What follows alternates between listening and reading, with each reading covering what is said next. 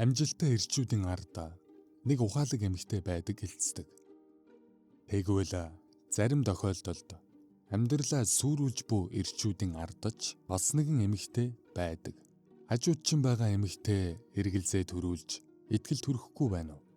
Чи өөрчилж засах боломжгүй харилцаанд хүлэгдэж энийгээ ч анзаарах сөхөөгүй гонигт хөв тавилантайгаа эвлэрчгсэн явсан биш биз?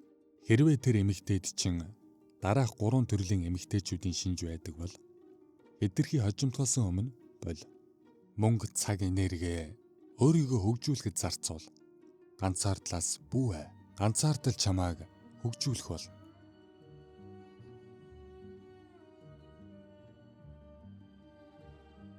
Уучлалт гуйж чаддаггүй хохирогчийн дүрд тоглогч. Энэ төрлийн эмэгтэйтэй болцож эхлэхэд бүх зүйл маш хурдан өрнөнө. Тэр шуудхан л чамайг чи л намайг ойлгодог юм шиг байна. Чи бусдаас өөр. Чамтай уулзсандаа баяртай байна гэх мэт үгсээр болно. Эхэндээ чи өөрийн хайж байсан эмэгтэйгээ оллоо гэж бодно. Гэхдээ удалгүй жинхэнэ дүр төрх нь илэрч эхэлнэ. Энэ төрлийн эмэгтэй хизээч жинхнээсээ өөрийнхөө бурууг хүлээн зөвшөөрдөггүй. Жижиг асуудлыг авраг хэрүүл болтолд эвэргэж өөрийгөө байнга хохирогч болгож харуулна. Хуучин найз залуу нь токсик, хортой, найзууд нь тэрнээс урвсан, гэр бүл нь дэмжээгүй гэх мэтчлэн тэрний хувьд үргэлж бусдын буруу. Хачирхалтай нь тэр зөвхөн чамтай ч биш, бүх хүмүүстэй зөрчилддөг. Найзуудтайгаа муудсан, гэр бүлийнхэнтэйгээ холбоо муутай, хуучин найзууд нь ор сурггүйгээр зогсохгүй, дотны сайн найз ч бараг байдаггүй. Учир нь хинч удаан хугацаанд тэрний сөрөг энергийг төвчиж чаддаггүй. Хүмүүс явах болгонд тэр тэднийг өөрөөс нь урвсан, муу хүн байсан, өөрийг нь гомдоосон гэж ярьдаг. Гэвч үнэндээ асуудал өөрт нь л байдаг. Тэгвэл тэднийг яаж таних вэ? Тэдний амнаас би буруугүй, би яагаад энэ бүгдийг туулах ёстой бэ гэх үгнүүд салдаггүй. Тэд алдаа гаргасан ч хүлээн зөвшөөрдөггүй. Бүх бурууг чам руу түлхэнэ. Хариуцлага хүлээхээс бултаж, хэрвээ уучлалт гуйж байгаа бол тэр нь үнэн сэтгэлээсээ гэдэг эргэлзээтэй. Уучлалт гуйсан ч араас нь заавал өөрийгөө зөвтгөдөг. Чамайг ингэсэн болохоор би ийм үйлдэл гаргасан гэх мэтчлэн асуудлын гол буруутан бусдыг болгодог. Тэдний амнаас та нар л намайг гомдоосон гэх үгс байнга гардаг. Тэд ихэнхдээ хүссэн үедээ нулимс туслуулж чаддаг. Өөрийгөө өрөвдүүлэх жүжиглэлтэнд гарав. Учир нь гэвэл эмэгтэй хүн төрүүлж уйлвал хариуцлага хүлээх шаардлагагүй тэдний зөв гэж тэд итгэдэг. Чи өөрийгөө байнга тайвшруулж, өөрийн амар тайван байдал, эрч хүчээ тэрний сэтгэл хөдлөлд зориулж гинэ үү? Чи үнэхээр амар тайван байна уу? Эсвэл ашиглуулж байна уу? Хэрвээ асуулт нь стресс, айдас, эргэлзээ болоо зүгээр л яв. Тэр эмэгтэйд өөрийг нь ойлгох хүн хизээж гарч ирэхгүй. Эцэст нь нэг л өдөр тэр чиний бүх энерги, цаг хугацаа, сэтгэл хөдлөл, мөнгийг сорж дуусаад ямар ч гэмшилгүйгээр дараагийн эрэгтэй рүүгээ явна. Тэгээд чамайг бусдад арчаагүй амиа бодсон, тус болдоггүй өөрийг нь ойлгоогүй гэж ярина. Асуудал чамд байгаа юм биш. Чи зүгээр л тэрний дуусашгүй жүжигийн ээлжид нэгэн дүрд тоглож байгаа хэрэг. Тэр чамаас дөнгөж салмагцаа дараагийн хүндээ чи л намайг ойлгодог юм шиг байна. Чи бусдаас өөр, чамтай уулзсандаа баяртай байна гэх мэт нөгөө үгнүүдээ хэлээд явна. Мөн тэдний нийтлэг шинжинаа тэд ганцаараа байж чаддаггүй. Тэд ганцаардлаас айдаг. Чамтай анх уулзрахдаа X-ээс салаад удаагүй байсныг чи санаж байгаа. Энэ тойрог дахиад эхэлнэ. Энэ тойрог хизээж дуусахгүй.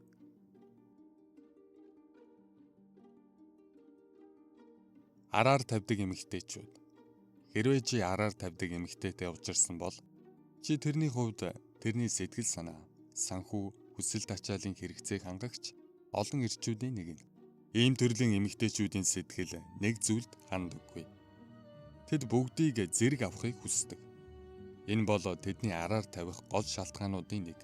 Тэд санхүүгийн байдлаа чамаар, эсвэл бусад хэн нэгнээр сексийн дур хүслээ өөр нэгэн нэрээр, бусад хэрэгцээгээ өөр хүнээр гэгц зэрэг, өөр ирчүүдээс ирэх догдлол, хүсэлт ачаал, анхаарал халамжийг авахыг хүсдэг. Ийм хүмүүсийн хувьд нэг залуу хангалттай биш. Тэдний хүсэлт ачаал өөрөө хязгааргүй, тогтворгүй байдаг. Тэд хосын харилцаанд байхдаа бусад хүмүүстэй дотн харилцаанд орох боломжуудаа хааж, зөвхөн нэг хүндээ зориулагдж байгаа гэдгийг хүлээн зөвшөөрдөггүй. Тэд хосын харилцааг үргэлж гэмтийн бэлэг, сэтгэл хөдлөл, догдлолоор дүүрэн байхыг хүсдэг. Яг л анхны болзоонд ирэх шиг мэдрэмж буюу шинэ хүнтэй байх мэдрэмж догдлолыг байнга хүсдэг. Тэд зөвхөн нэг хүний анхааралд хизээж ханахгүй. Тэд ирчүүдийн анхааралд өртөх донтолтой байдаг бөгөөд өөрөөр хэлбэл тэд үргэлж анхаарал догдлол баталгааг гаднаас хүсдэг. Энэ нь уг чанартаа өөртөө итгэх итгэлгүй, өөрийгөө дутуугаар мэдэрч байдагтай холбоотой. Тийм учраас тэдэнд олдсон бүх боломжийг ашиглана гэсэн сэтгэхүй суусан байдаг бөгөөд өөрийн үнцийн гадаа төрхөндөө сэтгэл хангалуун бус байдаг. Зарим төрлийн ийм сэтгэл зүйн асуудалтай эмэгтэйчүүд порно үзэх донтолттой. Порно нь энгийн хосын сексийн харилцаанаас итрүүлсэн бодит бус дүрслэлтэй. Үүнийг байнга үзсэн эмэгтэйчүүд богино хугацааны допамины амтанд донтож, өөрийн болон хамтрагчийн бэлгийн амьдралд хэд өндөр бодит бус хүлээлт тавьж эхэлнэ. Нэг эрэхтэй тэдний дур таашаалд хангалтгүй санагдаж эхэлнэ. Энэ бол тэдний хувьд араар тавих шалтгаануудын нэг. Тэд ямагт ирчүүдийг өдөж хоргоож байдаг. Жишээ нь бусад ирчүүдтэй зориуд харц тулгарч яриа үсгэх гэж оролддог. Чамтай хамт гадуур явж байхдаа бусад ирчүүд рүү нууцхан сэтгэнэж байдаг ба мэдээж чи иймэрхүү үйлийг маш олон удаа анзааралгүй өнгөрөөж байгаа. Тэр заавал бусад ирчүүдтэй яриа өдөж, нүдэнд нь ил задгаа хувцаслаж өртөх, сошиал стори оруулж, лайк комментоор хэмжүүлж байх хэрэгцээтэй байдаг. Эсвэл сошиал медиад нүсгэн зургнуудаа постлож сторидон сексуал контентуудаар өөрийн хаягаа дүүргэхийг мэдчлэн тэр бусад ирчүүдэд үргэлж боломж нээлттэй байгаа мэтээр өөрийгөө харуулахыг хичээдэг. Чамайг энэ үйлдэлд нь дургуутсах үед тэд энэ бол миний хувийн орон зай. Энэ бол миний boundary. Чи намайг өдөрдөх гэж байна. Би эрх чөлөөтэй баймаар байна. Чамд миний юу хийхийг заах эрх байхгүй гэх мэтчлэн хосын харилцаанд байх боломжгүй утгагүй дайралтуудаар чиний амийг таглана. Тэд хосын харилцаанд байхдаа ганц бие хүмүүс шиг аашилдаг. Бас чиний талаар өөрийн Instagram, Facebook дээрээ дурдахгүй бол битгий гайх. Тэр бусад ирчүүдэд өөрийгөө хосын харилцаанд байгаа гэдгээ зарлахыг хүсдэггүй учраас тэр. Энэ төрлийн эмэгтэйчүүд утсаа үргэлж чамаас нуух болно. Утсаа доош нь харуулж тавина. Мессеж чатаа устгана. Хинтээ ярьж байгаагаа нуuna. Мөн сексээс зайлсхийна. Найзуудтайгаа байна гэж хэлээд байнга клуб, баараар орой болтол явна. Эсвэл генетик нь чиний утсыг шалгаж чамайг хянах болно. Хаашаа явсныг чинь асууж магадгүй. Энэ нь тэдний defense mechanism буюу хамгаалалтын горим ажиллаж өөрийнхөө хийж байгаа үйлдэлийг таныг хийж байх вэ гэсэн айдас юм. Тэрний хувьд хоёр хүн бие биедээ бүхнээ зориулж бусад боломжоо хаана гэдэг амлалт бол ус төрчдийн хоосон амлалтаас ч илүү хоосон зүйл. Гэхдээ тэд үргэлж амлалт өгсөөр байдаг. Ус төрчид зогсдоггүй шиг тэдний хоосон амлалт дахиж чамайг хуурахгүй гэх үгс амнаас нь гарсаар л байх болно. Хачирхалтай тэд найз залуутай эсвэл нөхөртөө болж хурмаа хийхийг мөрөөдөж суудаг. Учир нь тэд ганцаараа байж чаддаггүй. Тэд ганцаардлаас айх айцтай. Тэд хосын харилцаанд байгаа хамтрагчтай би өмнө нь олон харилцаанд байж үзээгүй. Би үнэнч гэх мэдчлэн өөрөөсөө тис өөр хүнээр танд ойлгуулна. Эцэст нь хэлэхэд та энэ төрлийн эмэгтэйг хизээж өөрчилж чадахгүй. Тэдний өмнөх эксээсээ салсан гол шалтгаан нь араар тавилт байдаг. Гэхдээ нэг төвөгтэй зүйл нь тэд хизээж энийгээ танд хэлэхгүй. Энийгээ үргэлж нууцлж байдаг. Нэг удаа араар тавьсан бол дараа заавал давтагдана. Чи тэрний хувьд онцгой нэг юм биш. Зүгээр л ашиглаж болох олон мянган ирчүүдийн нэг. Чамайг хүндэлдэггүй эмэгтэй. Хэрвээ чи эр хүний үүргээ биелүүлэхээр хичээж ажиллаж байхад таны хамтрагч чамайг үгүйсгэж хүлээн зөвшөөрөхгүй өрсөлдөх сэдэлтэй байдаг бол Чи буруу эмэгтэйтэйгээ хамт байна. Эрэгтэй хүн байглаас заяасан хамгаалагч тэжээгч ян энерги давамгай байдаг. Эрэгтэй хүний үүрэг нь гэр бүлээ хамгаалах, тэжээх, амьдралыг авч явахад чиглэсэн шийдвэр гаргахад оршино. Харин эмэгтэй хүн yin энерги буюу халамж, дэмжлэг, хүндлэлээр эр хүнийг тэтгэж дэмждэг. Энэ бол байгалийн зам ёсны харилцаа бөгөөд эрэгтэй эмэгтэй хүний энергийн мөнхийн солилцоо юм. Эрэгтэй хүн yin, эмэгтэй хүн yang энергиээр дутдаг болохоор бид бие биенийхээ дутууг нөгөх гэж хосоороо амьдардаг билээ. Харин эрчүүдийг хүлээн зөвшөөрч хүндэлдэггүй төрлийн эмэгтэйчүүд байдаг.